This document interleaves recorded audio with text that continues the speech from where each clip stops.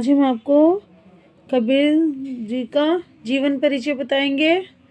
आप हमारे चैनल को सब्सक्राइब कीजिए। चलिए शुरू करते हैं अपनी वीडियो। हम कबीर, इनका जीवन परिचय है।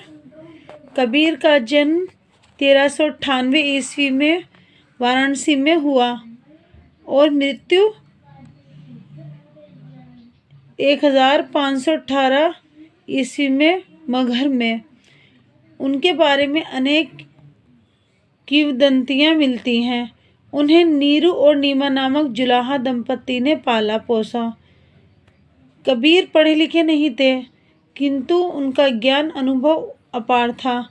कबीर के समय भारतीय समाज में अनेक अंधविश्वास और धार्मिक आडंबर व्याप्त थे।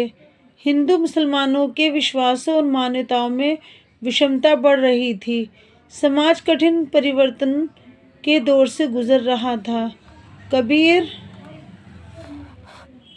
ने ऐसे आडंबरों और कुरीतियों का विरोध किया और उन पर तीखा प्रहार किया।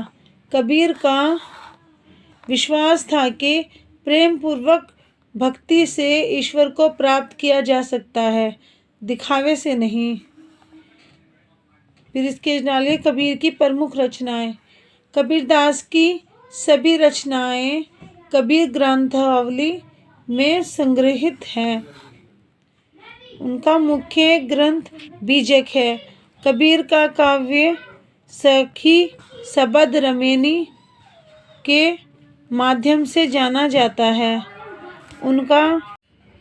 उनकी कुछ रचनाएं सिखों के धर्म ग्रंथ गुरु ग्रंथ साहिब में भी संकलित हैं। इसके डालेंगे साहित्यिक विशेषताएं। कबीर ने दोहा, चौपाई और पद शैली का प्राय प्रयोग किया है। सखियों की भाषा राजस्थानी या पंजाबी मिश्रित हिंदी है। रमेनी और सबदकों की भाषा पूर्वी हिंदी के निकट है। रामचंद्र शुक्ल ने उनकी भाषा को सधु ककड़ी कहा है। कबीर की भाषा में उनके स्वभाव से फक्कड़पन, मस्तमौलापन, साफगोई और निर्भीकता के दर्शन होते हैं। फिर इसकी डलेगी भाषा शैली। कबीरदास ने सामान्य बोलचाल की भाषा को अपनाया है। संस्कृत के तत्सम तद्भव शब्दों के साथ अनेक स्थानीय बोलियों के शब्द उनकी भाषा में सहज रूप से आ गए हैं। उनकी पंजाबी, राजस्थानी, ब्रज पूर्वी भाषाओं के शब्दों से मिली जुली भाषा को सधु कक्कड़ी भाषा कहा गया है।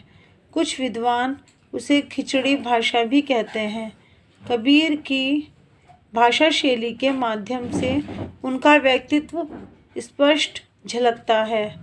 भाषा चाहे कितनी ही उबड़ खाबड़ रही हो, वे सूक्ष्म से सूक्ष्म भाषा की भी अभिव्यक्ति करने में सक्षम रही है। उनकी भाषा शैली की विशेषता के कारण उनको युग का क्रांतिदर्शी कवि भी कहा गया है।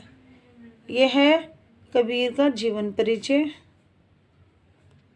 अगर ये वीडियो आपको पसंद आई हो तो इसको लाइक कीजिए, शेयर कीजिए और हमारी वीडियो को, हमारे चैनल को सब्सक्राइब कीजिए। Thanks for watching.